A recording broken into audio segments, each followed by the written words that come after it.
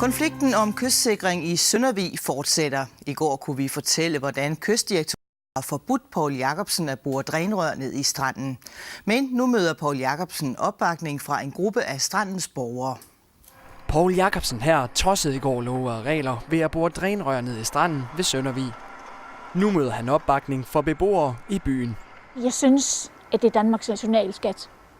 Hjertet af Danmark. Det skal gå videre til de næste generationer.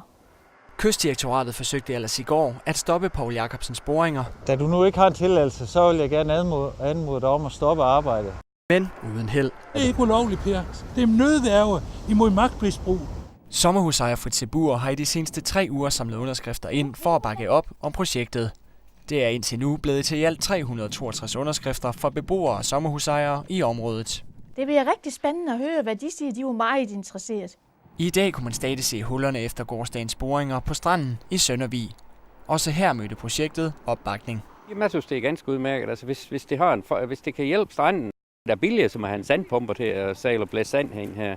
Jeg synes, det er okay. Jeg har svært ved at tro på, at det virker, men hvis det virker, så er det okay. Fordi jeg synes, det er utroligt irriterende, at man ikke gør noget ved stranden her. Alligevel ønsker beboerforeningen i Søndervig ikke at gå ind i kampen for underskrifter. Det er et fritidsprojekt, og det vil vi ikke involvere os i. Altså vi vil forlade os primært på de mennesker, som har forstand på det, og så lader vi ligesom dem finde ud af, hvordan det skal gøres. Men Fritze Buhr nægter op. Hun fortsætter sin kamp for at beskytte stranden med drænrør. Fordi jeg kan se, at det er nødvendigt, at for at få Kystdirektoratets tilladelse, så er vi nødt til at rejse os og protestere. Fritze Buhr vil fortsætte sin underskriftsindsamling, indtil Poul Jacobsen får sin tilladelse. Kystdirektoratet har endnu ikke taget stilling til, hvad der skal ske med de ulovlige rør.